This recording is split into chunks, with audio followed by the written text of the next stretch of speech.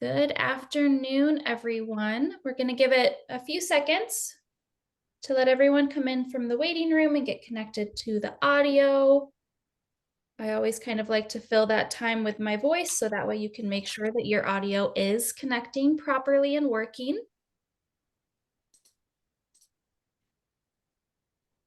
And so before I hand it over to our speakers today, I did just want to do a few housekeeping items. So my name is Brittany Boston, and I am with the Illinois Center for Specialized Professional Support at Illinois State University, and I will be the moderator for today's webinar. Today's topic is a guide to updated guidance and planning for program year 2024. I do just want to remind everyone on that you are in listen only mode. However, if you have questions or comments, please feel free to put that in the chat or Q&A feature. Or if you would like to and are able with a working microphone, you can raise your hand and I will be able to unmute you and you can communicate your comment or question that way as well. We are also recording today's session, and so the recording along with the presentation and any other materials will be available on the Illinois Workforce Academy website and on the Illinois WorkNet website, typically within 48 hours of today's session. We also have closed captioning available if you would like to utilize that as well. And then tomorrow you'll be receiving a follow-up email just looking for some feedback, a survey from this session and the Workforce Wednesday webinars as a whole. So we always encourage you to fill those out to help us improve our upcoming webinars. And with that, I will hand it over to our presenters for today. Great. Thanks, Brittany. My name is Drew Thomason. I'm joined by my colleague, Tanya Fry. We are with KEB, a firm based in Springfield. We've been working on workforce efforts in the state for many, many years. Today, we are here on behalf of the WIOA Interagency team.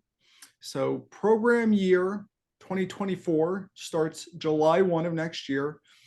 It'll mark the culmination of 3 major planning activities. So starting July 1st, we will have a new 4-year statewide WIOA plan. You will have new 4-year regional and local plans. And you will have completed the annual amendment to the local MOU for how partners share, cost, and deliver services through your local one-stop delivery systems. Today is about getting your feedback on the proposed concepts that have been developed. Something we want to assure you is that the state doesn't intend or expect you to rewrite every word of your plans, your current region and local plans, or your MOUs. Our approach is to kind of recognize the efforts that you've made over the past several years to incorporate systematic approaches to improving service integration and equity in WIOA activities, and then describe what we're going to do over the next 4 years when it comes to the plans to implement those approaches. And then with your MOUs, how you're going to commit human and financial resources to carry out those commitments. We will use your feedback from today and invite your feedback through November 11th to improve and finalize each of the proposed approaches for the documents we're going to discuss. Please, as Brittany said, at any time, we do have specific slides where we are going to ask for your feedback and provide you a chance to give that. But at any point, if you have a question or need clarification about something that either myself or Tanya is discussing, please raise your hand, type into the chat, put it in the Q&A. We're monitoring all of that. We want to make sure that we are being clear about what we are communicating.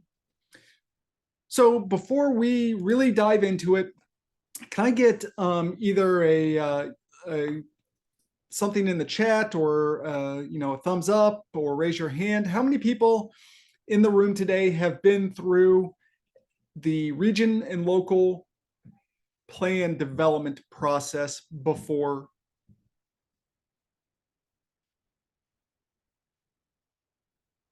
All right. Looks like a good portion of you. How many people will this be the first time that you have gone through this process?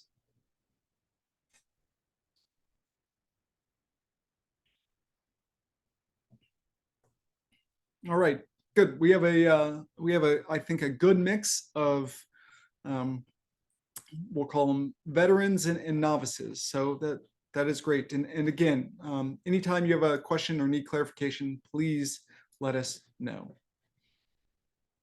So today we're going to start with an overview of the federal mandated plans, the WIOA state plan, and then how the timelines fit together. We'll walk through the approach to the state plan that's going to be due in March of 2024.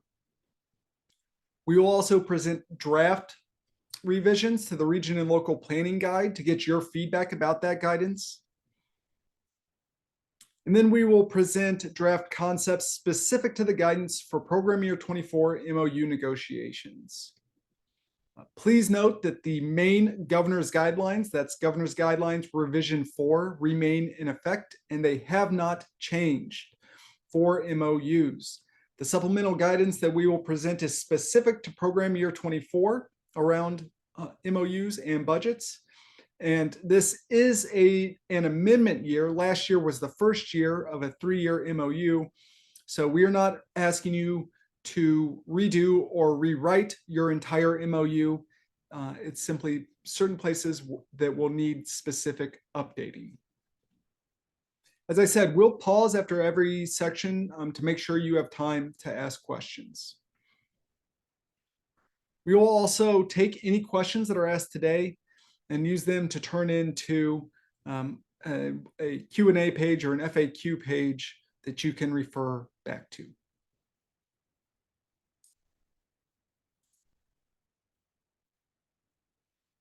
So just some context, WIOA requires every state to develop a 4-year plan.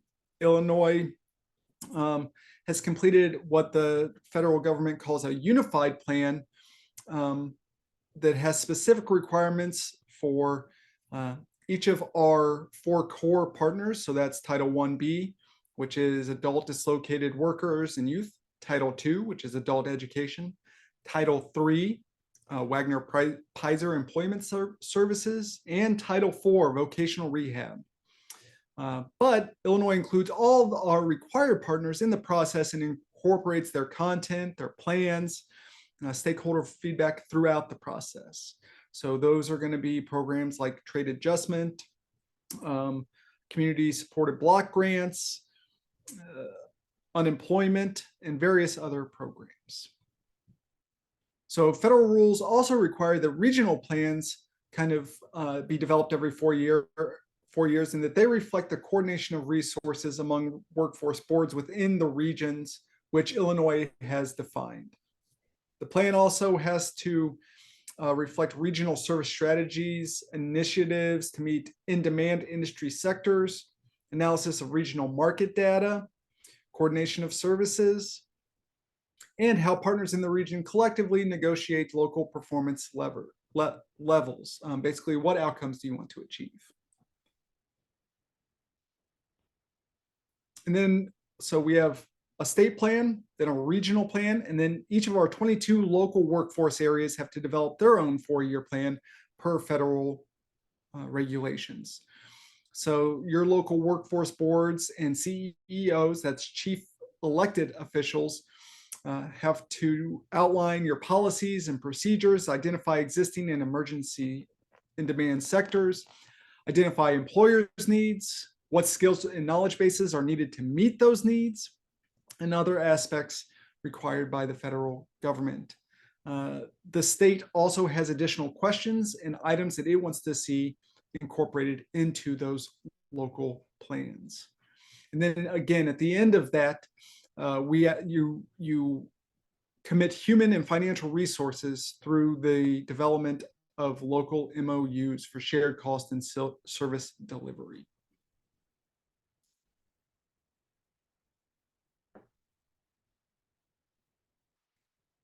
Another way to think about it is the state plan establishes the vision, the guiding principles, the strategies that we want to see enacted over the next 4 years.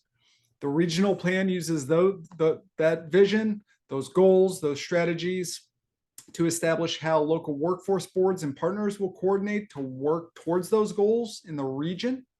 And then the local plan gets even more specific about how that is going to happen within that local workforce area. How will the local workforce board and partners take those regional service strategies and identify how to meet the needs of employers within the area, as well as the needs of individuals? So once we have all of that direction, again, the MOU and the annual budget get even more specific and ask you, local areas, to make specific commitments to achieving those areas. So on your screen now, you should see the kind of combined timeline. The items in blue are around the WIOA state plan. The items in orange are around region and local planning. And then the green items are related to MOUs. You'll also see red stars by specific items. Those are some due dates where you need to be concerned as a local area or as a region. Again, stakeholder engagement for the WIOA state plan development. We want to hear from you to make sure that what we're putting in the state plan reflects the realities that you're seeing kind of in the field. The next due date is going to be the end of December. So that's when your pre-program year planning forms are due for your MOU and budget negotiations for the next program year. In March is when your region and local plans are due. April 15th is when the PY24 report of outcomes are due regarding your MOU and budget negotiations. I see there's a typo on there. I will fix that. That should be PY24 MOU and budget negotiations. And then your final MOUs and budgets are due in May.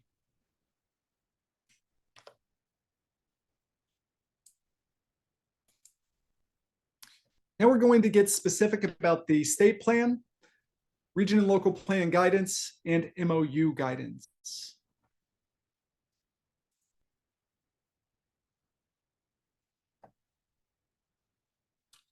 So the state plan is required every 4 years. In it, again, we have a vision, we have goals and strategies for our workforce development system. The plan requires that the state plan across our core programs, and the content is really driven by federal guidance documents. So there are specific things that the federal DOL and Department of Ed are looking for. And again, we need that plan turned in by March of 2024. So like I said, we are currently doing stakeholder engagement. We have some of the analysis that is required of the plan done. We have a draft vision, draft strategies, draft goals. The team that is creating that content is currently working on wrapping up the operational side of the plan. So now that we know our direction through our vision, through those goals, through those strategies, what's that look like kind of on the day-to-day operations side of things? We really want to hear from you. I'm going to put a link into the chat.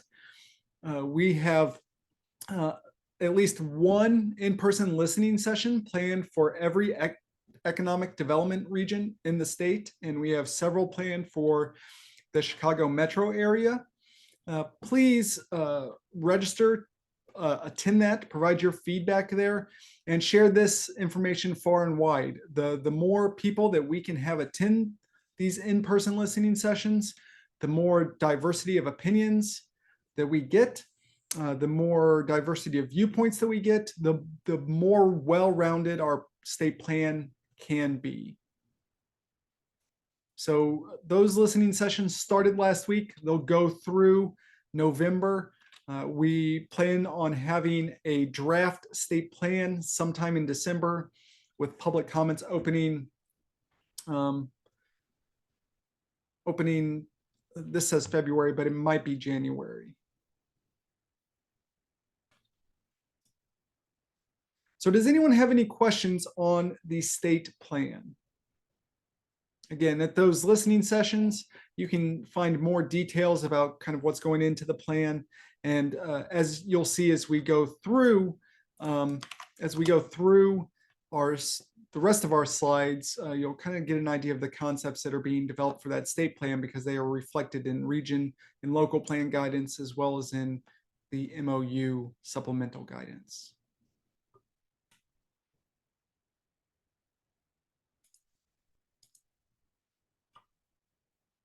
All right, so a quick note before we move forward.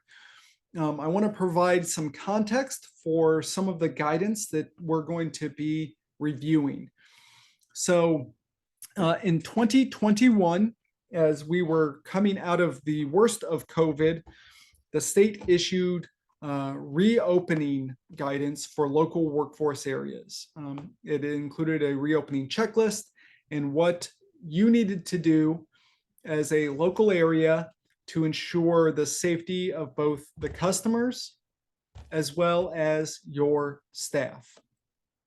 The WIOA Interagency Technical Assistance Team that is comprised of members of all of the state agencies and other organizations responsible for administering WIOA in the state have reviewed that guidance, and also where we are currently. And I think we can all agree that we are in a new normal, whatever that is. So it is time to rescind this guidance. We will likely see it rescinded sometime in the summer of 2024. But while this standalone guidance is going to be rescinded, specific commitments around safety and security precautions and other best practices will be carried over into other documents. So the team has reviewed this guidance, pulled out what we thought are best practices, regardless of the circumstance or the situation happening, and have incorporated that into the 2028 Region and Local Planning Guide, as well as the PY24 MOU template and negotiation guidance. So it would do local areas well to go back, review what they have in their reopening plans that they originally submitted, ensure that they are up to date and agreed upon and actually put into practice.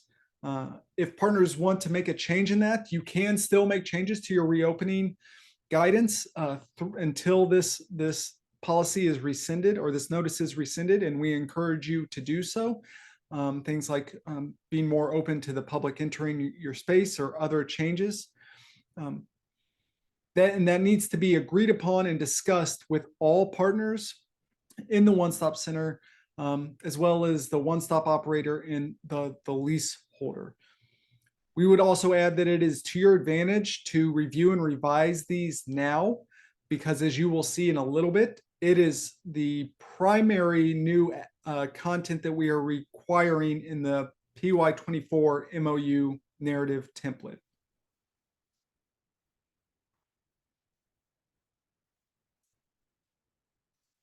As I said, we'll discuss this further in the PY24 MOUs, but wanted to give you that context. Again, I'm going to pause here to see if anyone has any questions.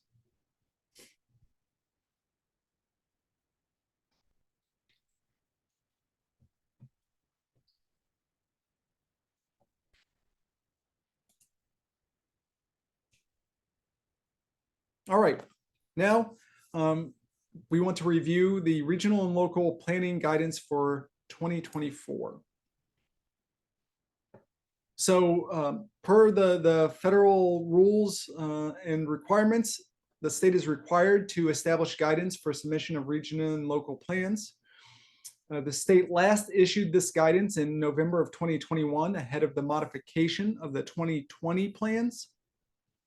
It has now reviewed that and updated it in 2023 for your 2024 plans. Region and local plans must follow the chapter format laid out in that planning guidance. Every dot point of content must be addressed in your plan. Plans will be reviewed by the state for completeness, first of all, and then compliance. The planning guide will be made available on Illinois WorkNet when it is final. We did make small technical changes and updates throughout the entire document, what we would call cleanup edits. I'm not going to be covering those today because they are very small and minor, and you might not even notice them. Instead, I'm going to focus on major additions to the previous, or either additions or major changes to the previous guidance. So themes to keep in mind as we move through this that were expanded on from the 2021 guidance are equity and access, as well as service integration. And then themes that were removed or diminished from the 2021 is the impact of COVID. Again, we don't want to underplay that, but recognizing that we are living in the new normal and want to write the plan with that in mind. So the plan is structured into 3 chapters. The first 3 chapters are the regional plan guidance, and then chapters 4, 5, and 6 are the local plan guidance. So we're going to go through those chapter by chapter, addressing each of the additions or changes. So chapter 1 around your economic and workforce analysis. This is an addition. If any employer collaboratives are engaging in the U.S. Chamber's Talent Pipeline Management Initiative, please describe the following. What is the focus of the collaborative? And how is the workforce system supporting the needs of these employers? This is reflective of a statewide effort around implementing the U.S. Chamber's Talent Pipeline Management, and it's going to help inform that implementation statewide. If in your region there are no such efforts, please just note so when addressing this item.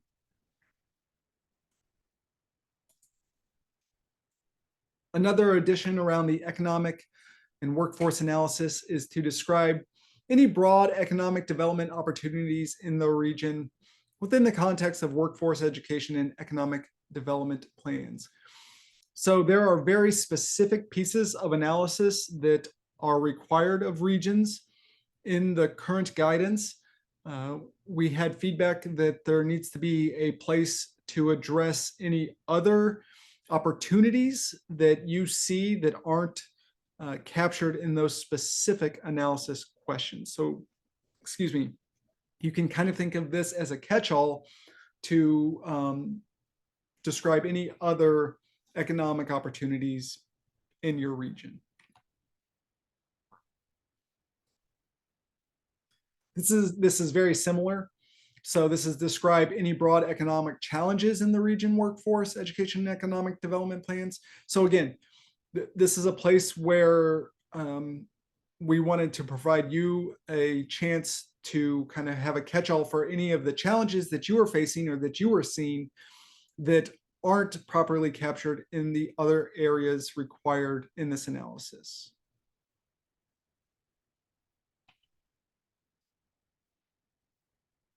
Now we're going to move to chapter 3. That's around the vision, goals, and implementation strategies. This is an addition, and it says, describe how goals established in this plan will be monitored and evaluated.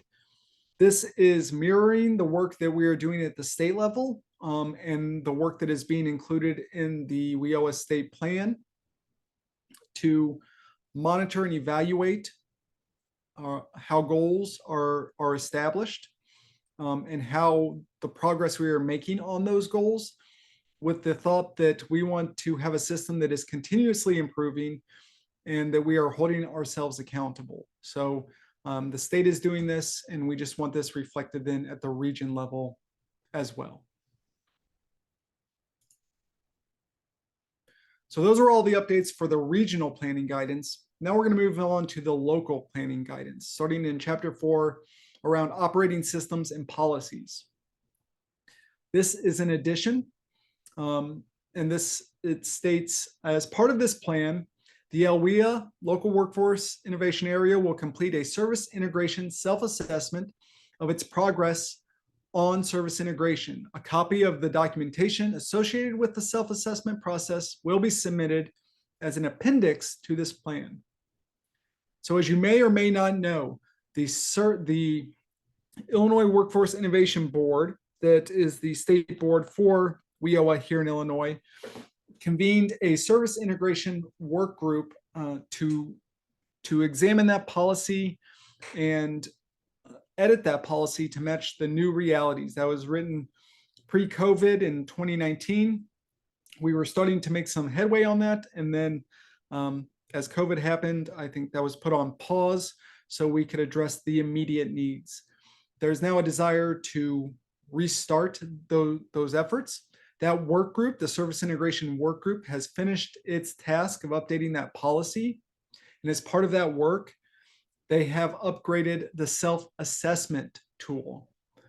It is using a similar template to the 2019 self-assessment, but the revisions focus on identifying progress towards the points that the service integration work group noted as goals and outcomes, rather than the continuum integration used in 2019.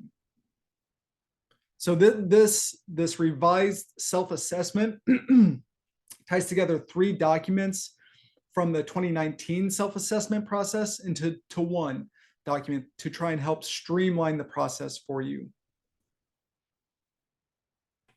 Also, unlike in the 2019 self-assessment, in which each partner performed their own self-assessment and then came together as a group to compare and combine those assessments, this is being done as one group, one time. We will be having a separate webinar to walk you through that self-assessment. Look for that later in November. We are still working on finding a date for that.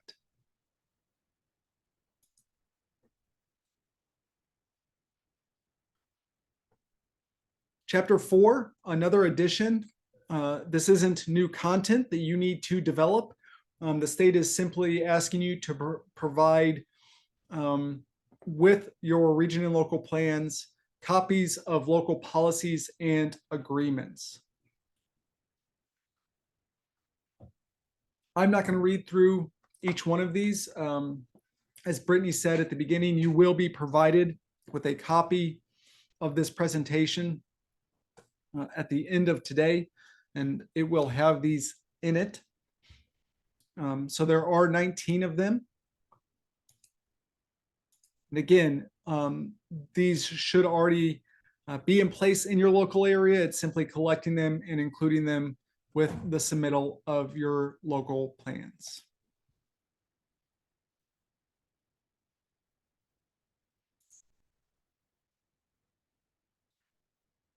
All right, more additions to the operating systems and policies chapter. C2, we are asking how local area is using multiple methods to provide orientations for customers, including but not limited to virtual and asynchronous orientations.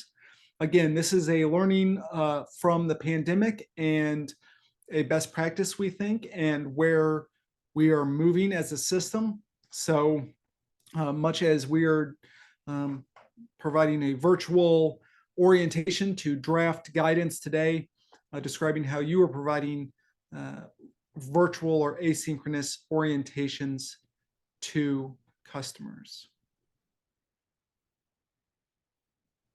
Then C3 is how the local board will facilitate access to services provided through the one-stop delivery system through the use of technology and other means, such as online meeting software and mobile workforce centers. Again, this is a learning from the pandemic and a reflection of where the workforce system is moving. And so I would also add that here, Online meeting software and mobile workforce centers are examples, but if there are other ways that you are using technology or other means to provide access to services other than coming into the one-stop center, this is where you could put that.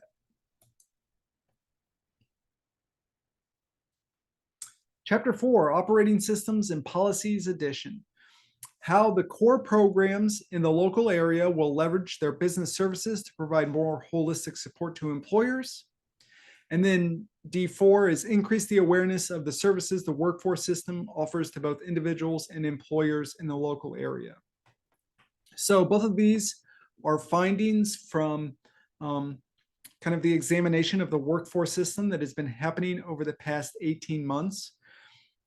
The first one is around making sure that all of our systems are working together and kind of leveraging the work that they do to support each other and to ultimately support the customers.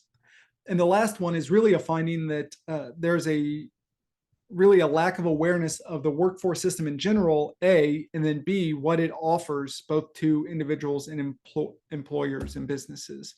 So how can we increase the awareness of those services that are provided? This is where we would remind you that you are allowed to spend money on advertising. You can spend your federal dollars on advertising as long as you are advertising the services that are offered, as opposed to promoting a single entity or a single partner.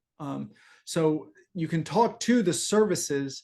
You can't just use it to talk about how, the KEB, to raise awareness of KEB, put a different organization in that slot.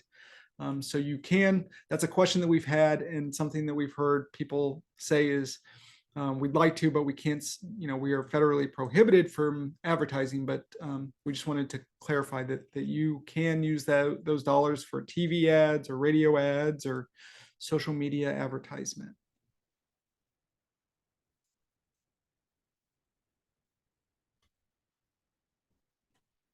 And then chapter 4, we're still here with another edition.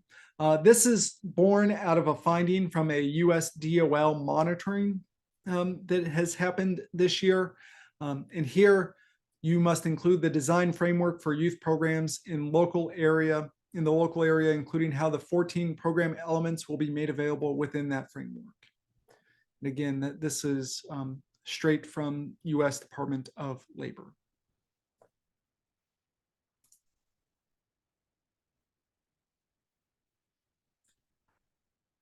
One more addition. I have 2 more slides on this chapter 4, and then we will wrap that up. Provide information on local programs, policies, and procedures to address and mitigate barriers to employment and training. Again, this is coming out of a recommendation from the Governor's Commission on Workforce Equity and Access, and it is looking at how you can help mitigate or address or lower barriers for customers, especially individuals. These are things like transportation, childcare, anything that would prevent an individual from accessing training or employment.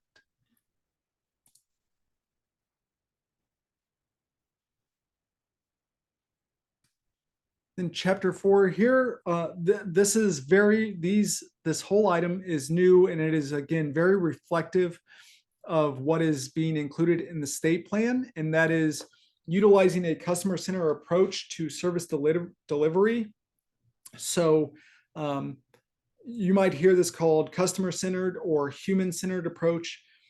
And what we mean by that, and we will include a definition for you in the guidance that you can refer back to. But what we mean by that is when issuing a grant or designing a program or thinking about your service delivery model, thinking about what the customer's wants, needs, expectations are first, and then developing that system and then ensuring compliance. We have the tendency to design programs and service delivery with compliance in mind first, and then customers' wants, needs, and expectations secondly, and we are trying to reverse that. So putting the customer first in our thought process. So the three specific areas we're asking you to address, again, how customer service or customer-centered approach will be used over the course of this plan to improve your local service delivery methods, any efforts to provide service to customers in spaces where they commonly visit, and then any efforts to review and update your referral process, including creating a universal referral process, utilizing electronic referral management systems, expansion of a referral pathways, etc. And here's two. If you're having any obstacles, please note those here. We want to make sure that the state can recognize any obstacles that either you face that are within the state's control or without the state's control.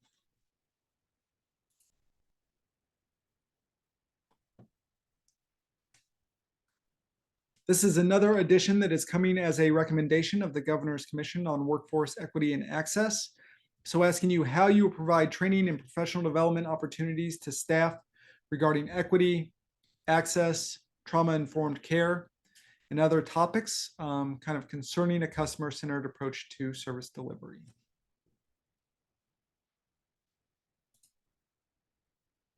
So this is the last addition to your region and local planning guidance, and this is how the local area tracks non-enrolling basic services provided to reportable individuals.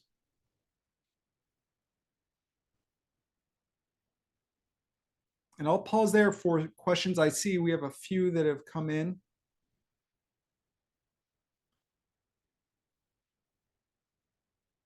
So someone asked, we're monitored annually. Why do we have to attach and submit all of these policies? I think the state wants to have a database of these. Right now, there is no centrally located place where the state collects all of these.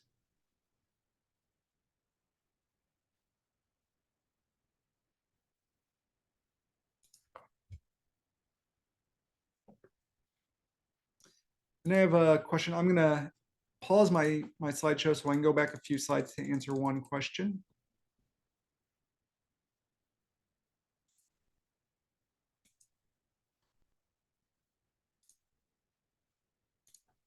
So someone asked, what is a career planning policy that we are required to have? What did you see a specific policy that on this that you are looking for? Or that caught your eye?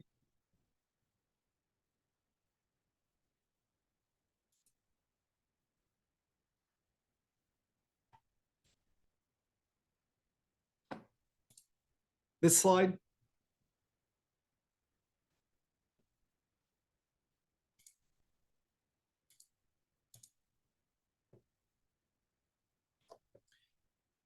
Yeah, so the career planning is a new policy, and we can, I'll make a note to, we can provide a link to that e-policy page.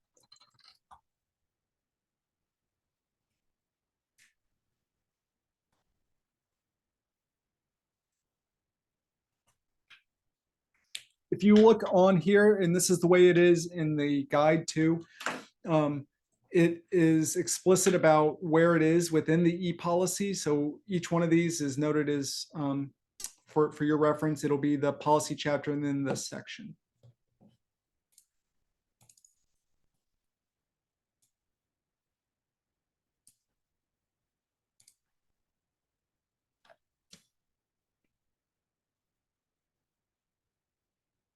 So again, once that guide has been finalized, it will be uploaded to the website that is linked on this slide. We'll include on that page too any Q&A or FAQ that comes out of this process, as well as your regional data packets.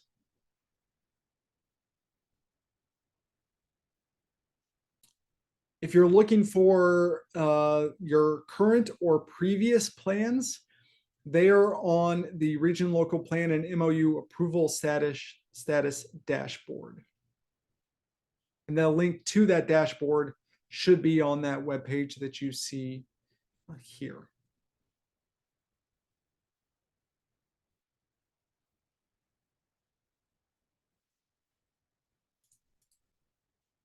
So again, after this slide, I want to pause one more time to ask for your feedback on what you just heard, any questions or clarifications that you need. But what you see on your screen now is our proposed timeline for this process.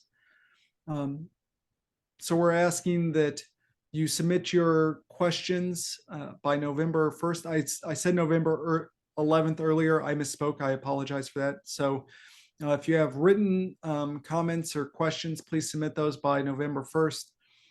Also by November 1st, and I apologize on this date, it should be 2023. By November 1st, and we will update this slide deck to be correct before sending it out. By November 1st of 2023, those region and data packets will be released. By November 15th of this year, we will issue the final region and local planning guidance, and it will be posted online. It will be done through a webinar too. Then by March of 2024 of next year, your region and local plans are due to the state. The WIOA interagency team will then review the region and local plans. And by June 20th of next year, region and local planning teams will make any revisions as required by the state. And then those plans will go into effect July 1. So again, I will pause for any questions, feedback.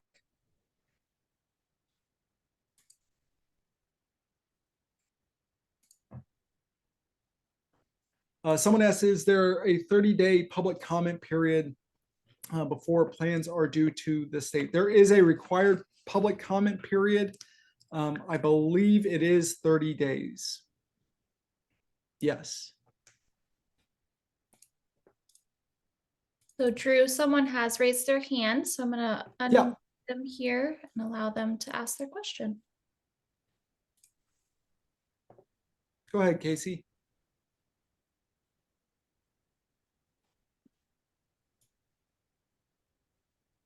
Might still be muted.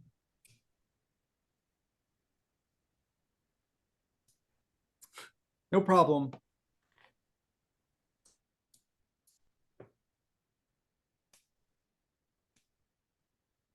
Yeah, this is I had a really good question come in.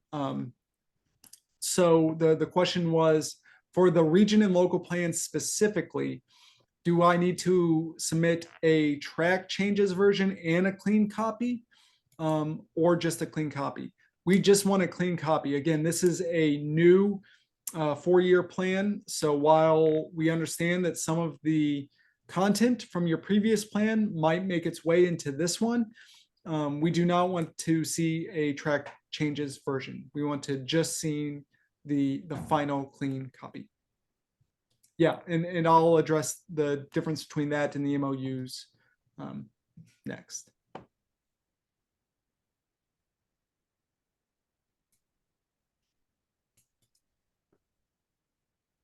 Amy, yes.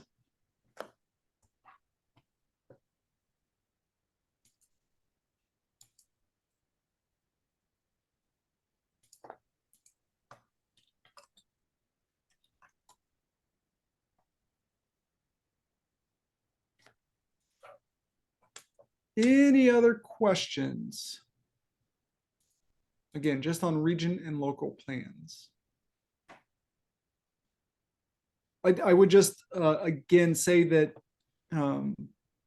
while there are additions to what is being asked of local areas and regions in these plans, almost all of it is to ensure that region and local plans reflect the work that is being done in the state plan. So it is done out of an alignment of those plans.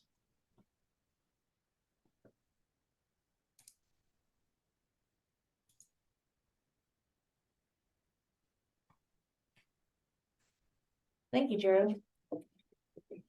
As a reminder, MOUs have a 3-year term. Plan year 24, which starts July 1st of 2024, marks the second year of the MOUs that originated this plan year 23 that we just are finishing up.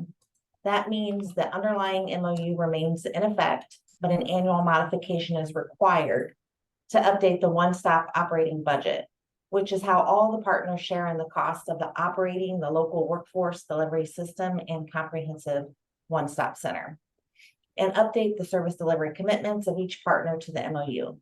So for example, that would be staffing changes, or will service delivery methods change in the upcoming program year? The activity starts in December of 2023 and it goes through May of 2024. This activity happens at the same time as the regional and the local plan modification. Next slide, Drew. Here are a few reminders. The MOU serves as a tool to achieve integration and reflect a shared vision and commitment.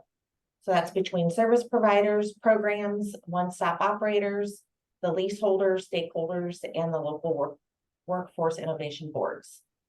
In addition, the MOU serves as the backbone of how partners will negotiate in good faith and commit how they will deliver those services to the customers. Now remember, the MOU itself is negotiated once every 3 years. However, the shared costs are negotiated annually, and other aspects of the MOU may change based on the supplemental guidance or changes to service providers. Committed FTEs, changes to the one-stop operators, any kind of leaseholders, and other changes within the workforce innovation area. The annual amendment process, local areas can ensure that their MOU and budget continue to align. So that MOU, it still needs to be submitted every year along with that budget, but that budget is what is going to change annually, mostly.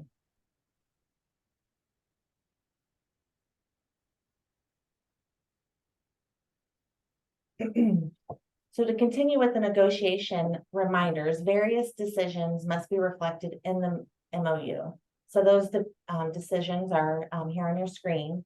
Services that can be assessed in the local one-stop delivery system, locations where services are made available, each program partner's method of delivering those services, the role of that one-stop center's operators, and then the coordination of referrals, partner commitments to operationalize service integration action plans, and then the partner commitments to share in the infrastructure costs and local service delivery system costs. So that's where that annual budget comes into play. There are 7 sections in the to the draft supplemental guidance. You'll see those outlines in this box. You should have also received a copy of the drafted guidance. If anyone has not received that guidance, please feel free to email me after the presentation and we will be sure to get you a copy. Our email addresses will also be at the end of the slide of the presentation, and then you will get a copy of this and you can reach out to us. Drew will walk us through the sections 1 through 3, and then I'm going to address those sections 4 through 7.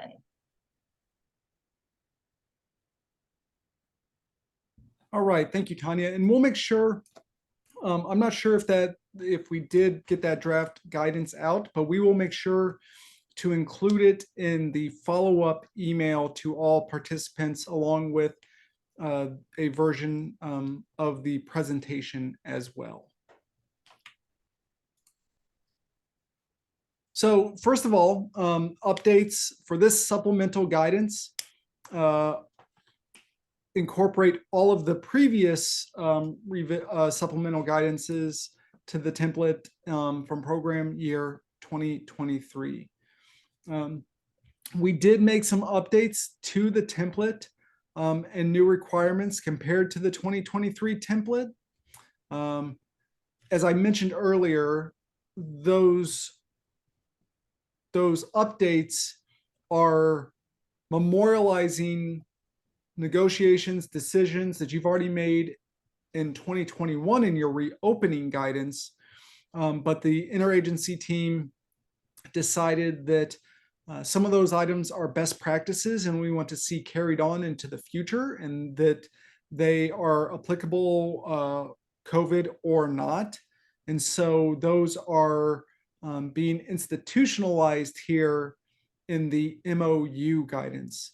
They are going to be the only items that change in the MOU template. Other than these several additions to the template that you should already have discussed and continue to discuss as a local area, no other changes to the template were made. So in section 7, here in the red, you will see 5 additional dot points that we are asking you to elaborate on. And these are all dealing with safety and security and service delivery, again, based on our best practices determined and learned during COVID. So none of this should be unfamiliar to you. It should be something that you're already discussing and continue to discuss as partners in the local area. So the first is that the agreed upon plan for holding in-person orientations, workshops, or other group events, including capacity limits for those group events. The second is describing the resource room protocol when capacity is reached and customers wait to access the resource room services. Again, this might not happen often in your local area, but we are asking you to have a plan for that. The agreed upon staffing plan to designate a program position to direct walk-in customers. The staffing plan must specify that if security personnel are present at the one-stop center, they cannot be responsible for determining which customers require an appointment and which customers can be seen on a walk-in basis. This is a program staff responsibility. We have to make sure that it is not falling on the security guard to handle those items. The agreed upon messaging, signage, and communications plan to make it explicit to customers which services are available to walk-in customers and which ones require appointments. And then lastly, if security personnel are present at the one-stop center, the agreed upon plan to ensure that the initial staff interaction with the public is within that security personnel's line of sight, that the security personnel are aware of the service area, and the protocol for altering security if staff needs assistance, or I'm sorry, alerting security if staff needs assistance during service delivery.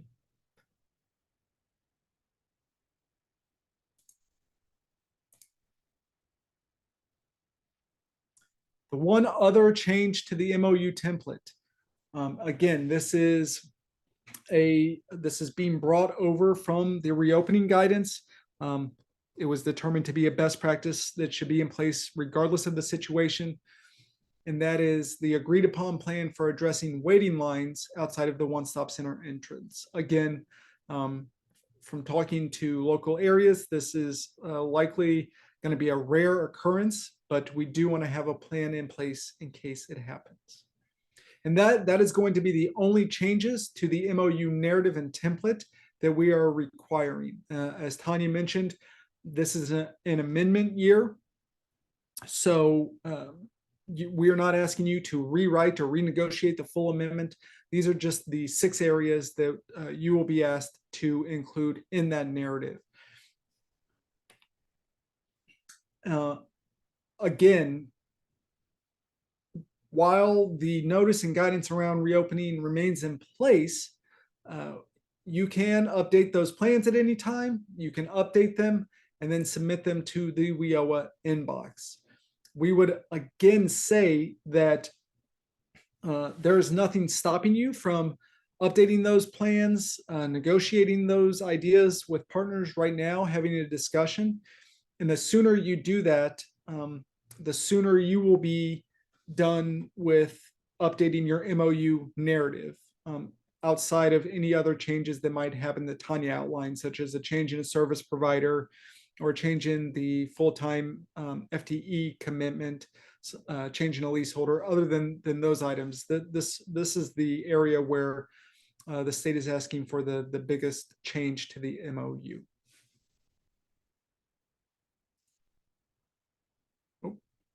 Oh, going crazy. Okay. There we go.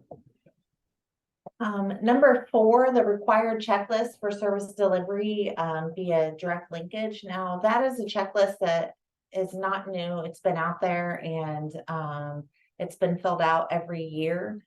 What we're asking from for plan year 24 and forward is to submit that completed checklist along with your MOU and budget each year. So that will be the new part of it. You'll still fill it out like you have done every year. You're just going to submit it along with the MOU and budget. The final MOU submittal date is going to stay the same as it was this prior year, which is May 31st, 2024. So we'll want to have all those submitted in by May 31st. That went really well this year. I'm pretty sure that we had all of them turned in on time this year. We did want to touch on the requirements for electronic signatures. The one thing that I will add that we put to the signature page is we added an affirmation box, and that box is just going to be there for you to check. And that to check that box, that means for anybody that's reviewing those signatures, that's just saying that you did submit the SCO 470 form.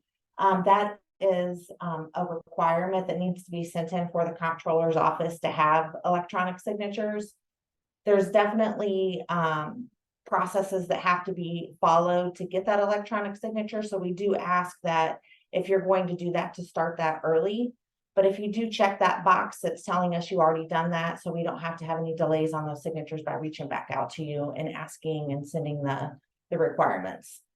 That process is used by a very small amount of LWIAs at the moment. The majority of the LWIAs are using the wet signatures because those are the easiest to submit in. And again, those signatures just need to be legible. And if they're scanned, they must be dark enough to ensure legibility. Full name and title needs to be spelled out on that, and no acronym should be used on those signatures either. And I think I covered both of those at the same time, Drew. Great.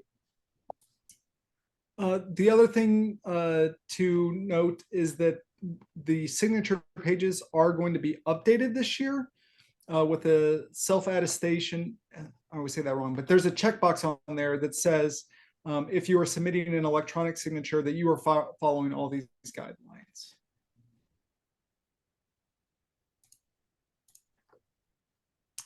Finally, we want to provide a reminder of those important dates, just like Drew had done earlier. And this is going to be strictly for the supplemental guidance and MOU and budget negotiations. The link to the WIOA implementation documents and update page is going to be here at the bottom for you. You can find those guidelines, supplemental guidance, templates, forms, and handbooks. You can find all of that on by following that link. So if you'll notice, on November 15th, the supplemental guidance for the plan year 24 negotiations will be issued. So that's going to be next month. And as Drew mentioned earlier, those pre-programming year planning forms are going to be due December 31st. Report of outcomes April 15th, and then those final MOU and budget is due May 31st. And then LWIAs may make any needed changes to the MOU and budget based off the feedback that you'll get from the TA team. And then November of 2024, those final reviews are completed and plans are uploaded to the Illinois WorkNet portal. Great, thank you, Tanya. So I do see a few questions coming in, and real quick before I address that, to go back to a question that was asked earlier about the region and local plans and how it might tie into MOUs. We are, because this is a amendment year for the MOUs, you do need to submit both a clean version of your MOU narrative as well as a tracked changes version of your MOU narrative. So both of those will be required this year. And then someone asked when I was talking to the reopening guidance, is that a requirement or is that a suggestion? And we would say that that is a suggestion. We are not saying that you have to amend your reopening guidance currently. Although I will note that the way that the policy notice is still in place, that if you make any changes to what you submitted in 2021 to how you are operating to that reopening plan, you will need to resubmit a new reopening plan. So anytime any substantive changes happen to what was outlined in those reopening plans, you have to submit a new reopening plan. I hope that makes sense. We are encouraging people to start those conversations now.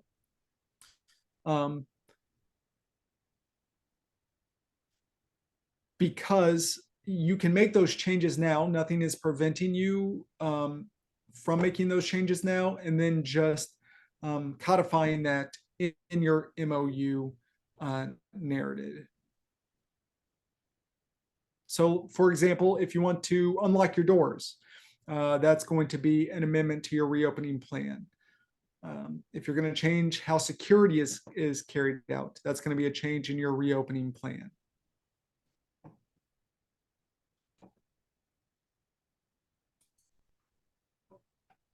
And then we have a question about the, is that a question about the direct linkage checklist?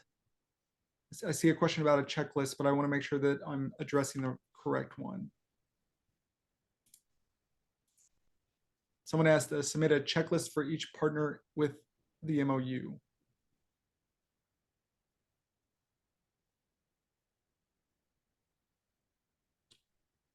Well, while they type, I will again pause and see if anyone has any other questions, any clarifications they're looking for.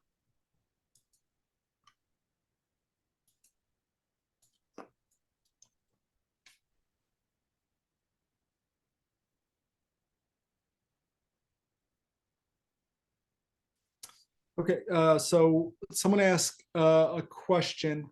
If there would be, and this is piggybacking on a previous question, is there going to be standard language from the state for some of these topics? And yes, so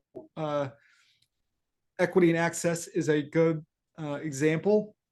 We will be providing a definition in the region and local planning guidance of equity and access and how to use an equity lens.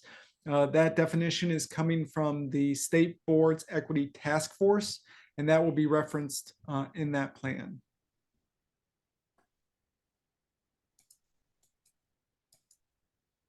Drew, Carrie wanted you to restate the questions.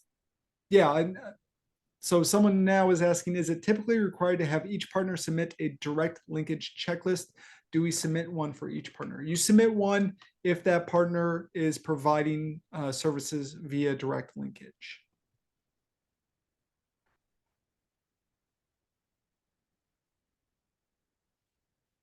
And Carrie, the question was, and for everyone, if the state will be providing standard language from state partners for some of these topics. And I'm assuming this is around the region and local areas or region local planning guidance. Certain areas are outside the purview of the local partner team representatives from those agencies. So that would be, again, where equity, we're going to be providing a clear definition, as well as customer-centered design or customer-centered approach. We will be providing a definition as well as a link to some more resources.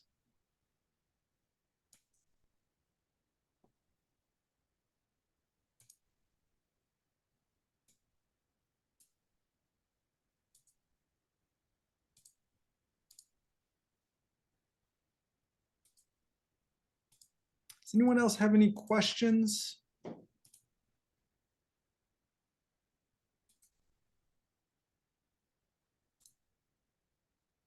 So again, I will pause one more time for questions here after this slide, but just a reminder that the final guidance will include the 2028 updated, 2024, 2028 updated region and local plan guide, the data packets for the economic development regions, and then the PY24 supplemental MOU and budget negotiation guidance, as well as an updated MOU template. The budget template is not changing this year.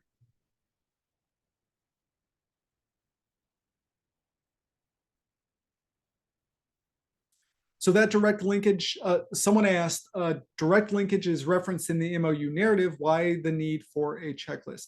That checklist was requested by the field as a way to make sure that they are providing direct linkage in a way that is compliant with the rules and regulations.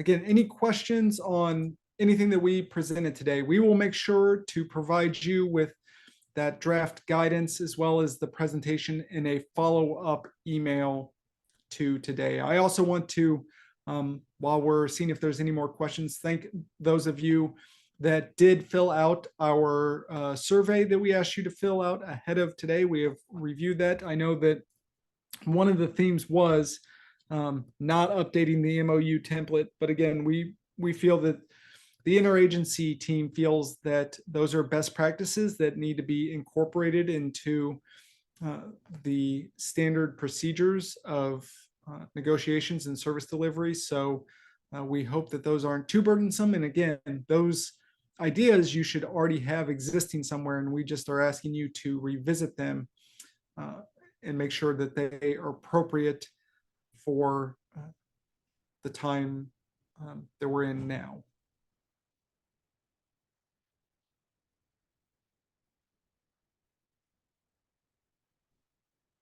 Well, our contacts are on the screen.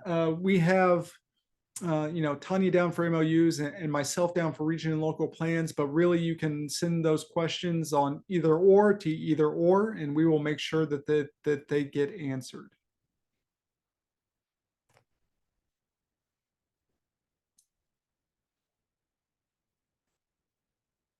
I'll make one last call for questions, and we will be on our way for today.